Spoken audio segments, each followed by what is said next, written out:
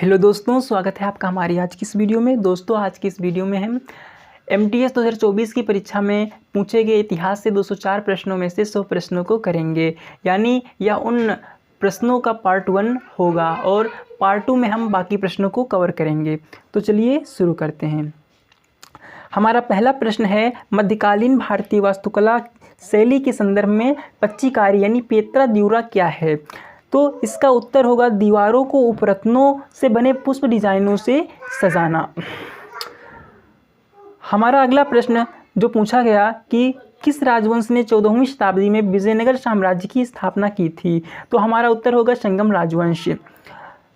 हमारा अगला प्रश्न है, पंजाब ने किस तारीख को विधान परिषद को भंग कर दिया था?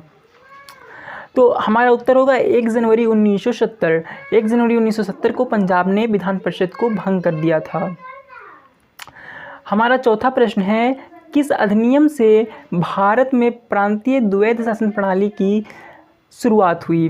तो 1919 का भारत सरकार अधिनियम द्वारा भारत में द्वैध शासन प्रणाली की शुरुआत हुई थी। हमारा पांचवा प्रश्न है, मौर्य वंश का संस्थापक कौन था? तो मौर्य वंश का संस्थापक था चंद्रगुप्त मौर्य। हमारा छठा प्रश्न है, 1928 में किसने कांग्रेस पार्टी की नेहरू रिपोर्ट लिखी, जो स्वतंत्र भारत के लिए एक भावी संविधान थी और स्वतंत्र उपनिवेश का दर्जा देने पर आधारित थी? तो इसका उत्तर होगा मोतीलाल नेहरू। हमारा अगला प्रश्न है, कौन से क्रांतिकारी जिन्हें भारत की ब्रिटिश सरकार द्वारा लाहौर षड्यंत्र मामले में गिरफ्तार किया गया था, जेल में 63 दिनों की भूख हड़ताल में शहीद हो गए थे? तो हमारा आंसर होगा जतीन्द्र नाथ दास जी, जिन्होंने 63 दिनों की भूख हड़ताल के बाद अपना दम तोड़ दिया था। हमारा अगला प्रश्न है, राजा हर्षवर्धन के दरबारी कवि कौन थे? तो राजा हर्षवर्धन के दरबारी कवि बाणभट्ट थे और बाणभट्ट की ही रचना है हर्षचरित, और कादम्बरी भी इनकी रचना है जो प्रतियोगी परीक्षाओं में अधिकतर पूछी जाती है। चलिए हम अपने 9वें प्रश्न पे चलते हैं। हमारा 9वां प्रश्न जो पूछा गया था वो था कि एक पूर्ण निरंकुश शासक के रूप में बलबन की शासन के कारण कौन सी घटना घटित हुई? तो बलबन ने जो तुर्काने चहलगानी था, जो चालीसा का विनाश कर दिया था, तुर्काने चहलगानी का विनाश कर दिया था, उसके शासन की सबसे बड़ी एक घटना घटित हुई थी जिसने उसका रास्ता साफ कर दिया था शासन के लिए। और 20 साल वो नासिरुद्दीन महमूद का शासन चलाने के बाद 1266 ईस्वी में खुद दिल्ली के सिंहासन पर बैठा था और सिजदा और पैबोस की शुरुआत इसी ने की थी। हमारा 10वां प्रश्न है, निम्नलिखित में से कौन सा वास्तुशिल्प तत्व सिंधु घाटी सभ्यता के निर्माण स्थलों से बाहर रखा गया है? तो यहाँ पे पहला ऑप्शन है लौह स्लैब यानी आयरन स्लैब्स, दूसरा है पकी हुई ईंटें, तीसरा है धूप में सुखाई गई ईंटें और चौथा है जिप्सम का मोर्टार। तो जो सिंधु घाटी सभ्यता थी तो उसमें लोहे को छोड़कर सभी लोहे के छोड़कर सोना, चांदी, तांबा जैसी धातुएं पाई गई थी। तो यहाँ पे जो हमारा आंसर होगा लौह स्लैब।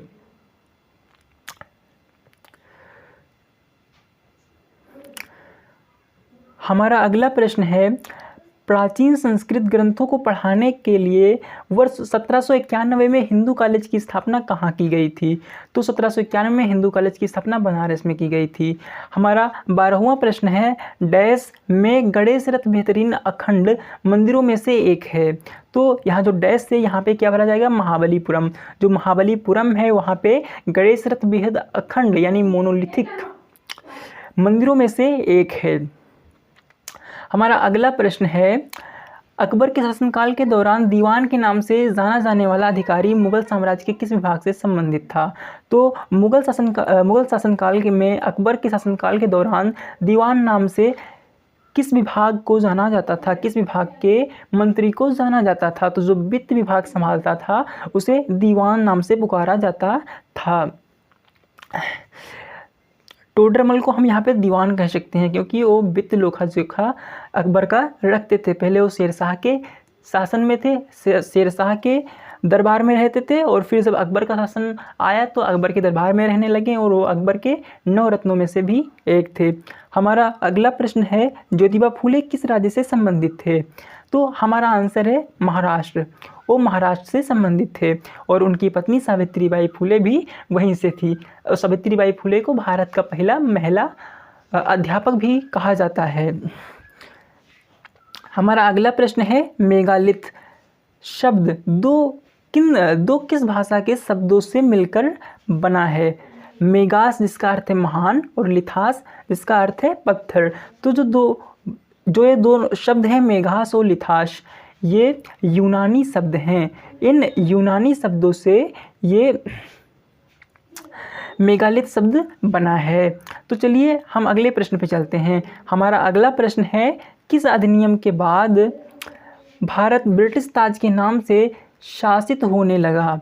तो 1857 की क्रांति के बाद जब 1858 में भारत सरकार अधिनियम आया, उस अधिनियम के बाद से जो भारत का शासन था वो ब्रिटेन की रानी के हाथों में चला गया। ब्रिटेन की रानी भारत की रानी हो गई और जो ईस्ट इंडिया कंपनी का शासन था वो 1858 के इस एक्ट के बाद खत्म हो गया। हमारा अगला प्रश्न है फरवरी 1947 में लॉर्ड वेवेल के स्थान पर भारत का वायसराय किसे नियुक्त किया गया? तो फरवरी 1947 में लॉर्ड वेवेल को हटाकर लॉर्ड माउंटबेटन को, जो ब्रिटिश रॉयल फैमिली से आते थे, उन्हें भारत में सत्ता हस्तांतरण, सत्ता भारतीयों को सौंपने के लिए इन्हें यहाँ पर भेजा गया। माउंटबेटन को यहाँ पर वायसराय के रूप में भेजा गया। ये भारत के अंतिम वायसराय थे और स्वतंत्र भारत के प्रथम गवर्नर जनरल थे। और भारत के जो कोई भारतीय, मतलब भारत का प्रथम भारतीय गवर्नर जनरल और अंतिम भारतीय गवर्नर जनरल एक ही थे, जो इनके जाने के बाद संविधान लागू हो जाने तक रहे थे। वो थे सी राजगोपालाचारी। वो बड़े बुजुर्ग थे और विद्वान थे। उनको अस्थायी सदस्य भी संविधान सभा का चुना गया था। हमारा अगला प्रश्न है कर्नाटक में बीदर किला यानी बीदर फोर्ट आकार में अनियमित रूप से कैसा है? तो समांतर असम चतुर्भुजाकार यानी रामवाइड। जो कर्नाटक का बीदर किला है वो समांतर असम चतुर्भुजाकार यानी रामवाइड आकार में है। हमारा अगला प्रश्न है किसने मौर्य काल की ब्राह्मी लिपि का कूटवाचन किया? तो 1837 में जेम्स प्रिंसप ने इस लिपि को पढ़ा था। जो अशोक का स्तंभ था, अशोक के स्तंभ पे जो शिलालेख था ब्राह्मी लिपि में, उसे जेम्स प्रिंसप ने 1837 में पढ़ने में सफलता पाई थी। तो इस प्रश्न का सही आंसर होगा जेम्स प्रिंसप। हमारा अगला प्रश्न है मुगल बादशाह बाबर डैश सूफी सिलसिला का अनुयायी था? मतलब बाबर किस सूफी सिलसिले का अनुयायी था? तो मुगल बादशाह बाबर नक्शबंदी सूफी सिलसिले का अनुयायी था। जो उनके सूफी संत थे उनका मुरीद था। चलिए अगले प्रश्न में चलते हैं। हमारा अगला प्रश्न है जवाहरलाल नेहरू की अध्यक्षता में अखिल बंगाल छात्र सम्मेलन यानी ऑल बंगाल स्टूडेंट्स कॉन्फ्रेंस कब आयोजित किया गया? तो 1928 में आयोजित किया गया था। हमारा अगला प्रश्न है हड़प्पा नगर नियोजन के संबंध में निम्नलिखित में से कौन सा कथन असत्य है? तो यहाँ पे 3 कथन दिए हुए हैं। पहला कथन है हड़प्पा सभ्यता में प्रत्येक नगर में एक गढ़ यानी साइटेडल होता था। दूसरा है हड़प्पा सभ्यता में प्रत्येक नगर में एक मंदिर होता था। तीसरा है हड़प्पा सभ्यता में हर इमारत बलुआ पत्थर से बनी होती थी। तो यहाँ पे जो पहला कथन है कि वहाँ पे हर एक नगर में एक गढ़ होता था, एक साइटेडल, साइटेडल वर्ड आप याद रखिए, ये आपको बहुत मिलेगा। तो जो गढ़ होता था ये बात तो सही है, लेकिन जो दूसरा है कि हर नगर में एक मंदिर होता था, तो मंदिर तो नहीं मिले हैं, लेकिन वहाँ पे कुछ मूर्तियों के साक्ष्य मिले हैं। वहाँ पे मातृशक्ति में सभी विश्वास रखते थे, मातृशक्ति पे ज़्यादा वहाँ पे उसका प्रचलन था। तो वहाँ पे जो मूर्तियाँ मिली हैं उनसे प्रतीत होता है कि ये लोग मातृशक्ति को मानते थे। तो जो मंदिर, जो प्रत्येक नगर में एक मंदिर होता था, ये गलत है। और है, हड़प्पा सभ्यता में हर इमारत बलुआ पत्थर से बनी थी। नहीं भैया, ईंटों से बनी थी। हर इमारत बलुआ पत्थर से नहीं बनी थी। हर कोई शाहजहां या मुग़ल बादशाह नहीं रहता जो अपना घर बलुआ पत्थर से बनवाए। चलिए हम अपने अगले प्रश्न पे चलते हैं। हमारा अगला प्रश्न है, 1824 का रामोसी विद्रोह भारत के किस वर्तमान राज्य में हुआ था? जो 1824 का रामोसी विद्रोह था वो आधुनिक भारत के महाराष्ट्र राज्य में हुआ था। हमारा अगला प्रश्न है, ताजमहल का निर्माण किसने करवाया? यह जो सामान्य ज्ञान में आप क्लास 2 में पढ़ते हैं, तो इसका आंसर है शाहजहां। हमारा अगला प्रश्न है, किन शताब्दियों के दौरान कई बौद्ध तीर्थयात्रियों और विद्वानों ने ऐतिहासिक सिल्क रूट पर चीन की यात्रा की? तो जो पहली शताब्दी ईस्वी थी, दूसरी थी और तीसरी, पहली, दूसरी और तीसरी में जो बौद्ध तीर्थयात्री थे वो सिल्क रूट पर चीन की यात्रा उन्होंने की थी। और वहाँ पे महायान, जो बौद्धों का एक महायान शाखा है, एक हीनयान है जो श्रीलंका की तरफ फैला, और ये जो महायान है वो इधर उत्तर की ओर, मतलब चीन और मतलब चीन के आगे मंगोलिया, जापान, इस तरफ जो फैला वो महायान संप्रदाय फैला। हमारा अगला प्रश्न है, आर्यों का सबसे प्रिय देवता कौन था? तो भैया आर्यों का देवता था इंद्र, और इन्हें पुरंदर भी कहा जाता था। हमारा अगला प्रश्न है, हर्षवर्धन राजश्री की बहन का विवाह कान्याकुब्ज के मौखरी वंश के राजा डैश के साथ हुआ था? तो जो मौखरी वंश के राजा थे, हर्षवर्धन राजश्री की बहन का विवाह कान्याकुब्ज के मौखरी वंश के राजा के साथ हुआ था। तो यहाँ पे थोड़ा प्रिंटिंग में मिस्टेक है। यहाँ पे जो हर्षवर्धन की बहन है उसका नाम है यहाँ पे राजश्री। जो हर्षवर्धन की बहन है उसका नाम राजश्री है, और उसका विवाह कान्याकुब्ज के मौखरी वंश के राजा ग्रहवर्मन के साथ हुआ था। और ग्रहवर्मन की हत्या शशांक ने कर दी थी, और उसके बाद जो रुद्रवर्धन था, हर्षवर्धन का भाई,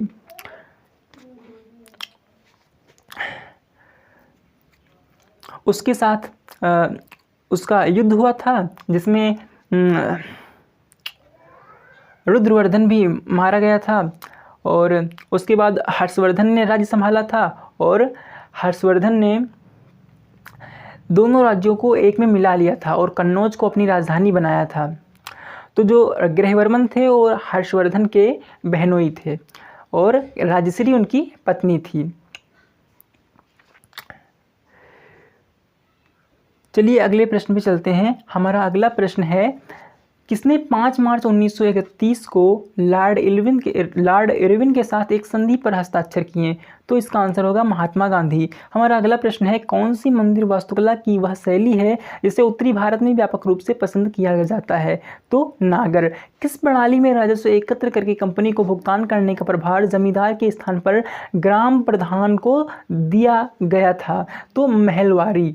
जो महलवाड़ी व्यवस्था थी उसके तहत जमींदार के स्थान पर प्रधान को दे दिया गया था कि भैया आप वसूल लो।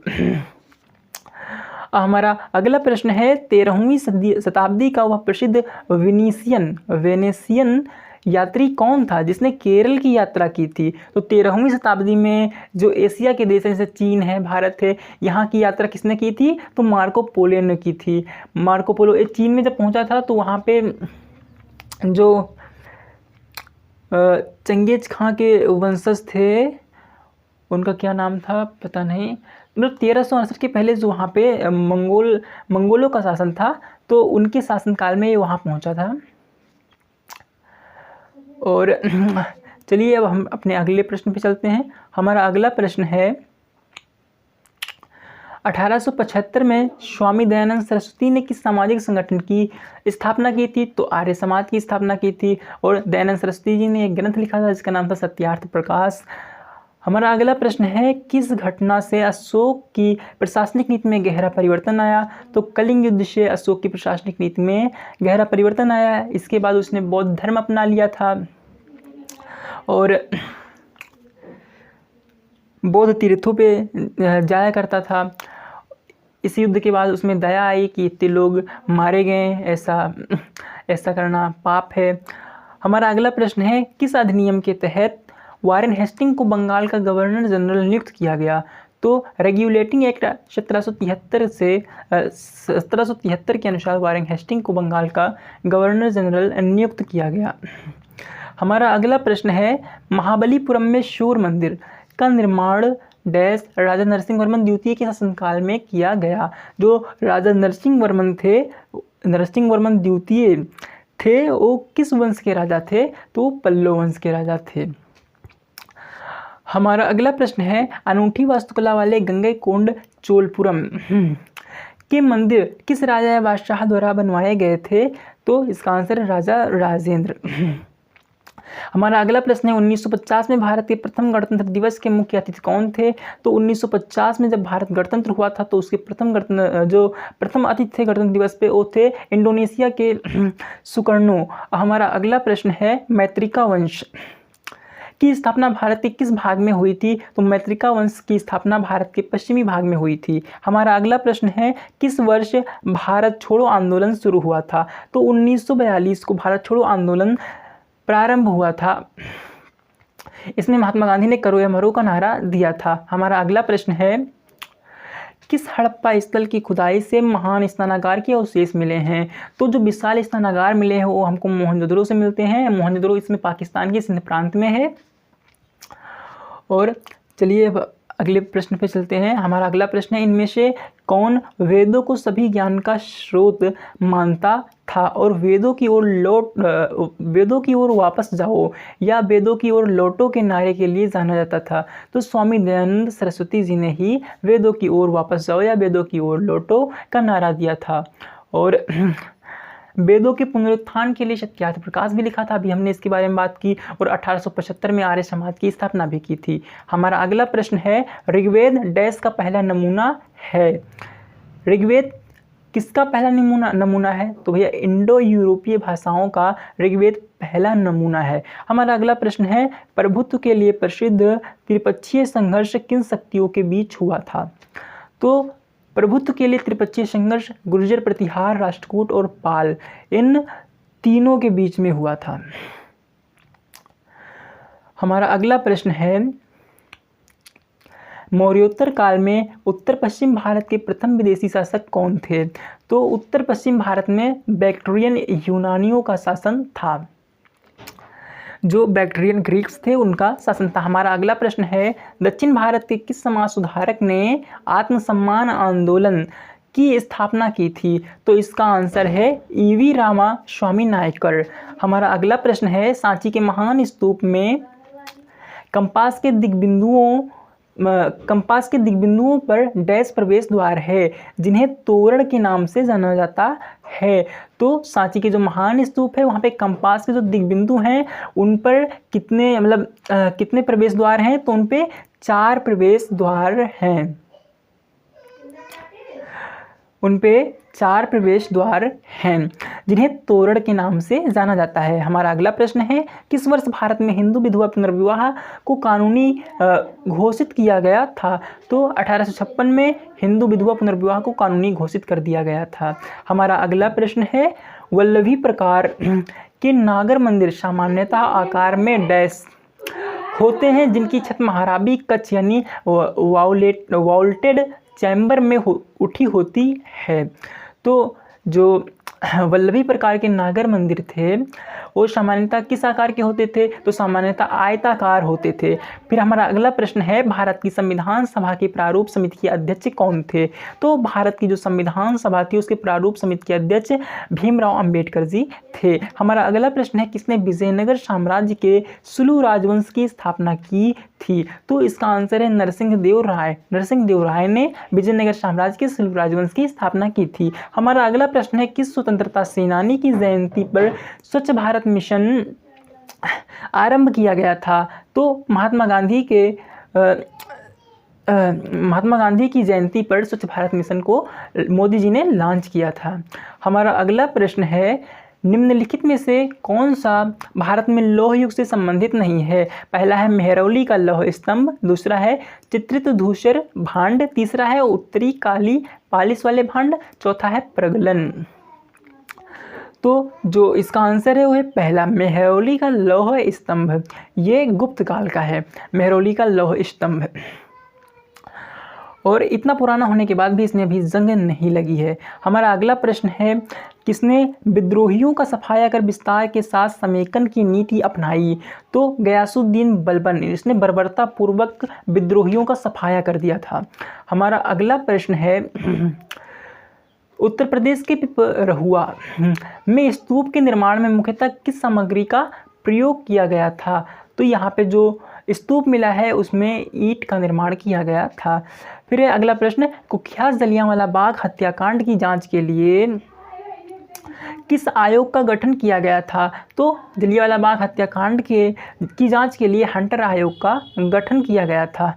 और जलियांवाला बाग के बारे में एक फैक्ट है कि जलियांवाला बाग एक जल्ली नामक एक व्यक्ति का जलियांवाला बाग था पूरा। हमारा अगला प्रश्न है, यहाँ पे स्तंभीय है, स्तंभीय हमको इनको मैच करना है। तो इसमें है कि ब्रिटिश भारत के राजनीतिक दलों को उनके संस्थापकों के साथ सुमेलित कीजिए। तो यहाँ पे अखिल भारतीय फॉरवर्ड ब्लॉक है। तो अखिल भारतीय फॉरवर्ड ब्लॉक की स्थापना 1939 में नेताजी सुभाष चंद्र बोस जी ने की थी। और फिर हमारा है आर्य समाज। तो आर्य समाज की स्थापना दयानंद सरस्वती जी ने की थी। फिर है कांग्रेस समाजवादी दल। तो कांग्रेस समाजवादी दल की स्थापना जयप्रकाश नारायण जी ने की थी। और फिर है इंडियन नेशनल लिबरल फाउंडेशन। तो इंडियन नेशनल लिबरल फाउंडेशन यानी INLF की स्थापना सुरेंद्रनाथ बनर्जी जी ने की थी। तो यहाँ पे पहले का जो A का 4, B का पहला और C का दूसरा, D का तीसरा। चलिए अगले प्रश्न पे चलते हैं। हमारा अगला प्रश्न है, किस धर्म में उनके अनुयायियों के लिए कृषि करना निषिद्ध था? तो जैन धर्म में उनके अनुयायियों के लिए कृषि करना निषिद्ध था। हमारा अगला प्रश्न है, ब्रिटेन में भारतीय कपड़ों की लोकप्रियता के कारण भारतीय कपड़ों पर प्रतिबंध लगाने के लिए कौन सा कानून पारित किया गया था? तो जो भारतीय कपड़े थे उनको प्रतिबंधित करने के लिए केलिको अधिनियम लाया गया था, उससे भारत के कपड़ों पर प्रतिबंध लगा दिया गया था। हमारा अगला प्रश्न है, आमेर का किला यानी आमेर फोर्ट 16वीं शताब्दी में किस शासक द्वारा लाल बलुआ पत्थर और सफ़ेद संगमरमर से बनवाया गया था? तो राजा मानसिंह प्रथम द्वारा आमेर का किला बनवाया गया था। हमारा अगला प्रश्न है, आगरा के किले में मोती मस्जिद का निर्माण किस मुगल सम्राट ने करवाया था? तो जो आगरा का किला है उसमें मोती मस्जिद का निर्माण शाहजहां ने करवाया था। हमारा अगला प्रश्न है, आमेर का किला, ये दो प्रश्न हो गए, यहाँ पे रिपीट हैं 59 और 60, ये दो प्रश्न यहाँ पे रिपीट है। हम 61 नंबर प्रश्न पे आ रहे हैं। तो हमारा अगला प्रश्न है, भारतीय शस्त्र अधिनियम यानी इंडियन आर्म्स एक्ट 1878 के पारित होने के समय भारत के वायसराय कौन थे? तो भारतीय शस्त्र अधिनियम जो इंडियन आर्म्स एक्ट है उसके पारित होने के समय भारत के वायसराय लॉर्ड लिटन थे। फिर हमारा अगला प्रश्न है, वर्ष 1946 में भारत को सत्ता के हस्तांतरण के लिए एक त्रिस्तरीय परिसंघ यानी 3 टियर्ड कन्फेडरेशन का प्रस्ताव डैश द्वारा किया गया था, यानी किसके द्वारा किया गया था? एक त्रिस्तरीय परिसंघ का प्रस्ताव किसके द्वारा किया गया था? तो भारत का जो सत्ता हस्तांतरण होने वाला था एक त्रिस्तरीय परिसंघ में होने वाला था। एक इंडिया बनता है, एक पाकिस्तान बनता है और प्रिंसली स्टेट, ये 3 तरह के होते हैं। और बाद में ये आपस में मतलब आ जा भी सकते थे। अगर आपको इस पर पूरा डिटेल में समझना है तो आप नीतीश राजपूत की जो पार्टीशन वाली वीडियो है उससे आप फॉलो कर सकते हैं। तो आपको यहाँ पे जो कैबिनेट मिशन है अच्छे से समझ में आ जाएगा। तो जो ये प्रस्ताव लाया गया था, ये जो 1946 में कैबिनेट मिशन आया था, ये डेट भी आप थोड़ा कंफर्म कर लीजिएगा। तो इसी ने ये 3 टियर्ड कन्फेडरेशन, एक त्रिस्तरीय परिसंघ दिया था। चलिए अपने अगले प्रश्न पे चलते हैं। हमारा अगला प्रश्न है, यहाँ पे एक स्तंभ ए है, एक स्तंभ बी है। तो यहाँ पे जो स्तंभ ए है, यहाँ पे मौर्य साम्राज्य के सैन्य अधिकारियों को स्तंभ बी में उनके द्वारा दिए जाने वाले वेतन के साथ सम्मिलित कीजिए। जो मौर्य साम्राज्य के अधिकारी थे उनको कितना वेतन मिलता था। तो यहाँ पे जो सेनापति था, सेनापति को कितना वेतन मिलता था। तो सेनापति को यहाँ पे हम देख सकते हैं ए का 4 रहेगा, तो सेनापति को 48,000 पड़ प्रति वर्ष मिलता था। और जो यहाँ पे अध्यक्ष था, अध्यक्ष को 4,000 पड़ प्रति वर्ष मिलता था। और जो मुखिया था, मुखिया को 8,000 पड़ प्रति वर्ष मिलता था। और जो नायक था उसको 12,000 पड़ प्रति वर्ष मिलता था। चलिए अपने अगले प्रश्न पे चलते हैं। हमारा अगला प्रश्न है, मैकाले के संबंध में निम्नलिखित में से कौन सा कथन असत्य है। हमको इसमें से असत्य कथन देखने हैं। तो यहाँ पे 4 कथन दिए हुए हैं। उसका मानना था भारत एक असभ्य देश है जिसे सभ्यता का पाठ पढ़ाया जाना आवश्यक है। दूसरा है, उन्होंने भारतीयों को अंग्रेजी भाषा की शिक्षा देने की प्रबल रूप से वकालत की। तीसरा है, मैकाले एक प्राच्यविद था। और चौथा है, उन्होंने भारतीय और अरब साहित्य को पश्चिमी साहित्य से निम्नतर माना। तो जो यहाँ पे पहला है वो मानता था ऐसा, ये बिल्कुल सही कथन है। वो भारत को एक असभ्य देश मानता था और यह चाहता था कि इसे सभ्यता का पाठ पढ़ाया जाए। दूसरा, उसने अंग्रेजी शिक्षा देने की भी वकालत की, पुरजोर वकालत की थी कि भारतीयों को अंग्रेजी शिक्षा ही दी जाए। और जो यहाँ पे चौथा है कि उसने भारतीय और अरब साहित्य को पश्चिमी साहित्य से निम्नतर माना। हाँ, उसने जो अरब साहित्य था और जो भारतीय साहित्य था उसको पश्चिमी साहित्य से छोटा समझा, उससे नीचा समझा, नीचा माना। और इसकी जो एक पंक्ति है वो ये भी मतलब बहुत कंसीडर की गई कि मैकाले ने कहा था कि मैं मतलब इस शिक्षा व्यवस्था से ऐसे भारतीय निकलेंगे जो अपने शरीर से तो इंडियन होंगे लेकिन अपने वेशभूषा, अपने स्वभाव से वो भारतीय नहीं होंगे। मतलब अपने खून से तो भारतीय होंगे लेकिन अपने स्वभाव से वो भारतीय नहीं होंगे। तो इसमें जो गलत कथन है, जो असत्य कथन है, वो है मैकाले एक प्राच्यविद था। मैकाले एक प्राच्यविद नहीं था। चलिए अपने अगले प्रश्न पे चलते हैं। हमारा अगला प्रश्न है, किस शासक ने मुगल वंश में झरोखा दर्शन की शुरुआत की। तो इसका भैया सिंपल आंसर है, अकबर ने झरोखा दर्शन की शुरुआत की थी मुगल वंश में, और इसे झरोखा दर्शन को औरंगजेब ने बंद करवा दिया था। और अगला प्रश्न है हमारा, बंगाल में इंडियन एसोसिएशन का संस्थापक कौन था। तो बंगाल में इंडियन एसोसिएशन की स्थापना सुरेंद्र नाथ बनर्जी ने की थी। फिर हमारा अगला प्रश्न है, प्राचीन भारत के महाजनपद काल के दौरान भाग नाम से जाना जाने वाला कर किस पर लगाया गया था।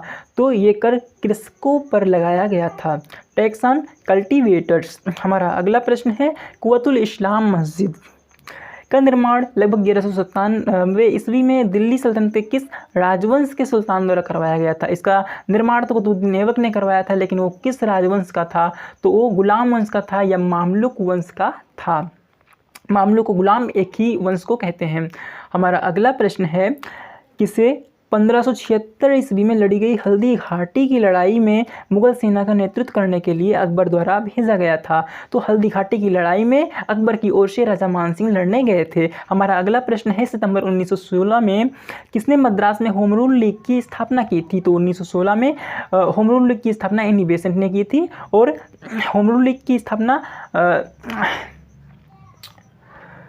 लाला लाजपत राय जी ने भी की थी। नहीं सॉरी, बाल गंगाधर तिलक या लाला लाजपत राय में थोड़ा कन्फ्यूजन है, आप इसे कंफर्म कर लीजिएगा। हमारा अगला प्रश्न है, ऋग्वैदिक काल में सेनानी कौन कहलाता था।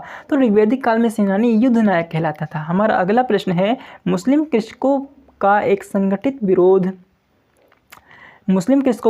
विरोध मोपला विद्रोह भारत के किस वर्तमान राज्य में हुआ था।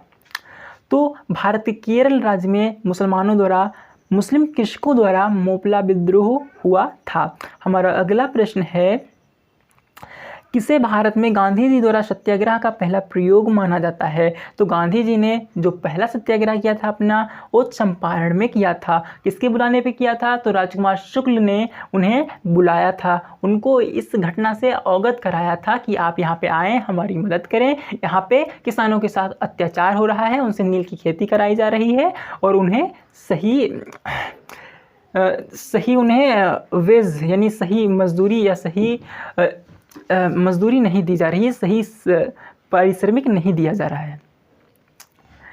हमारा अगला प्रश्न है, विहारों के बारे में निम्नलिखित में से कौन से कथन सही हैं। यहाँ पे दो कथन दिए हुए हैं। पहला है, विहारों में हाल की दीवारों के चारों ओर एक बरामदा कक्ष और हाल होता है।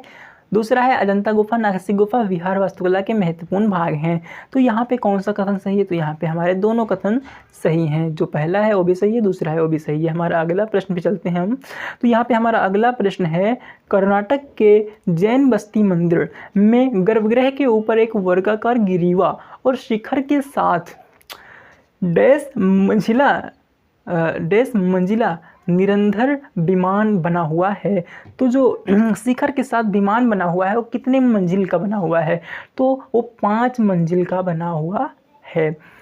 हमारा अगला प्रश्न है, सेल्यूकस निकेटर डैश का समकालीन था, किसका समकालीन था? तो सेल्यूकस निकेटर चाणक्य का समकालीन था। यह चंद्रगुप्त मौर्य का भी समकालीन था।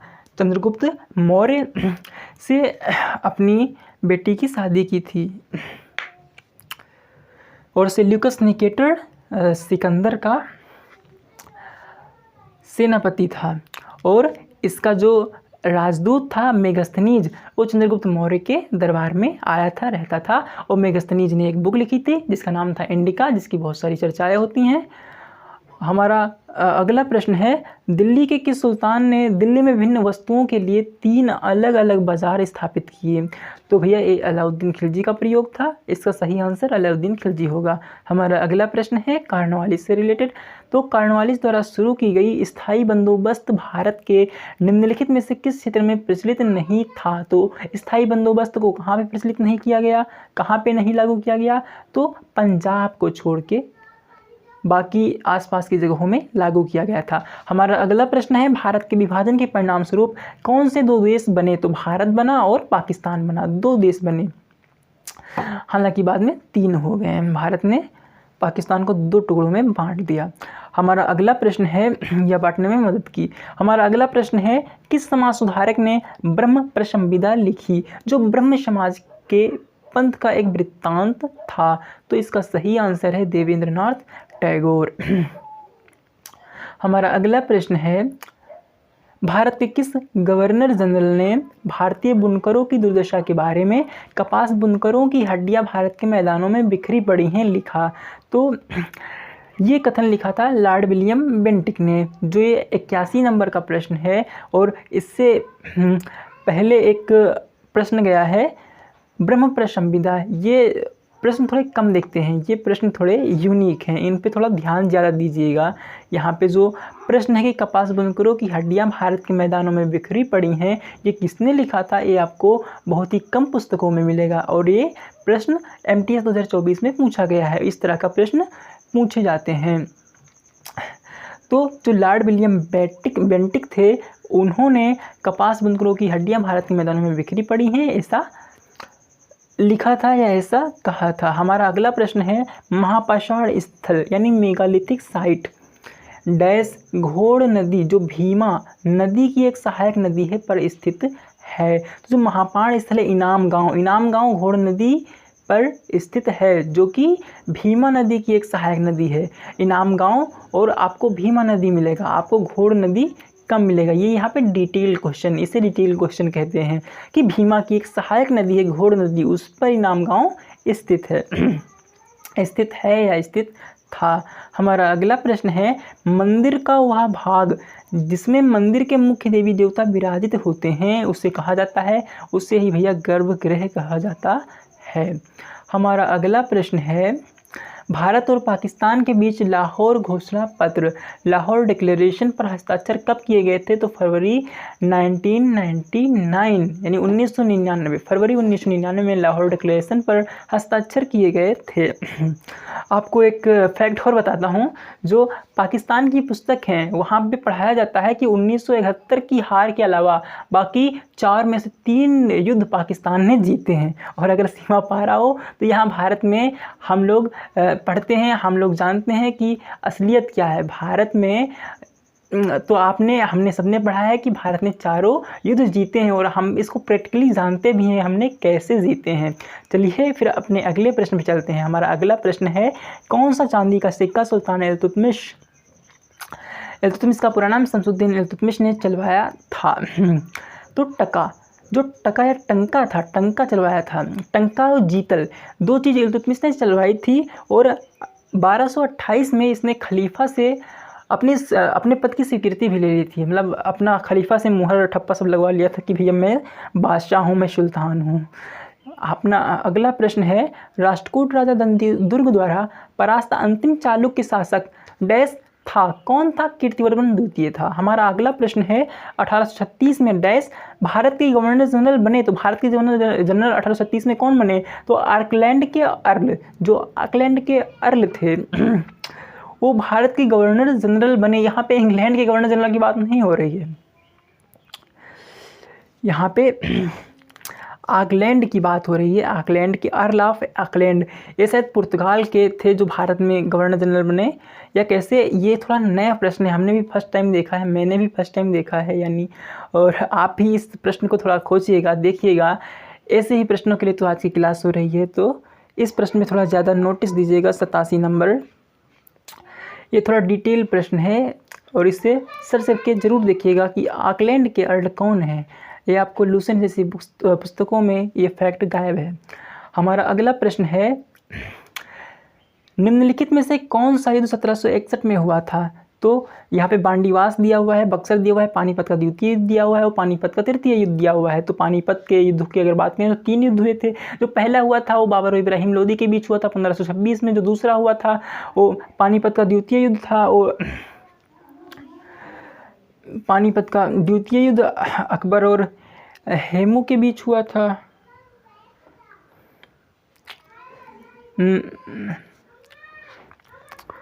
1556 में हुआ था अकबर और हेमू के बीच।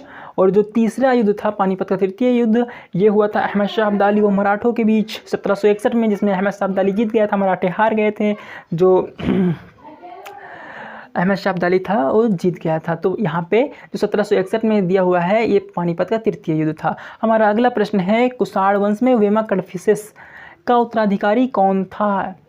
तो ये कनिष्क था। ये भैया ये प्रश्न बहुत जाना पहचाना है।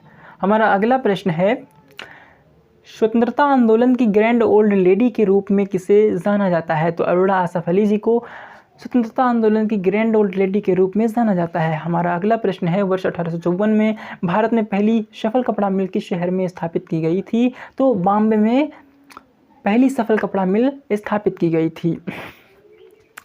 हमारा अगला प्रश्न है, प्रारंभिक वैदिक अर्थव्यवस्था मुख्य रूप से डैश गतिविधि पर आधारित थी? जो वैदिक अर्थव्यवस्था थी वो चारागाहों पर आधारित थी। वो चारागाह के लिए एक जगह से दूसरे स्थान पर विस्थापित हो जाते थे, चले जाते थे, चारागाह की खोज में अपने जानवरों को लेके चले जाते थे।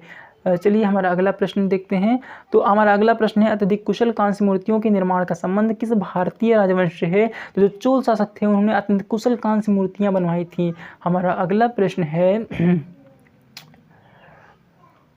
हमारा अगला प्रश्न है, किस वर्ष में सर्वोच्च न्यायालय के न्यायाधीश को हटाने के लिए पहले प्रस्ताव पर संसद के सदस्यों द्वारा हस्ताक्षर किए गए थे? तो 1991 में जो भारतीय संसद के कुछ सदस्य थे उन्होंने एक प्रस्ताव पर हस्ताक्षर किए थे, जिससे सर्वोच्च न्यायालय ने सुप्रीम कोर्ट के न्यायाधीश को हटाने की तैयारी हो गई थी, लेकिन हटा नहीं पाए थे।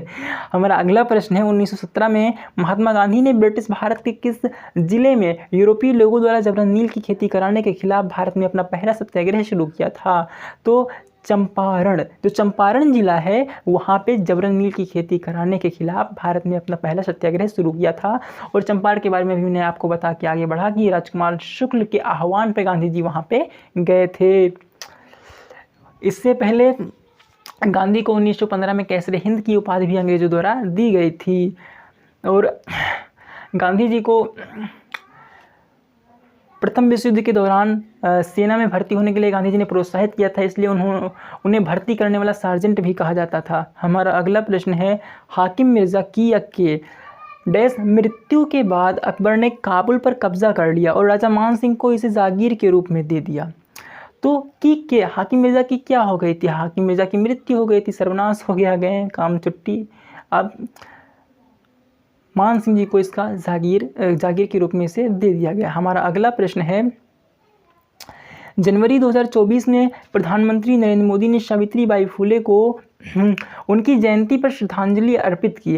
प्रधानमंत्री मोदी द्वारा बताए गए अनुसार सावित्रीबाई फुले ने किस क्षेत्र में महत्वपूर्ण योगदान दिया था? तो शिक्षा एवं समाज सुधार में महत्वपूर्ण योगदान दिया था। उनसे पहले कोई महिला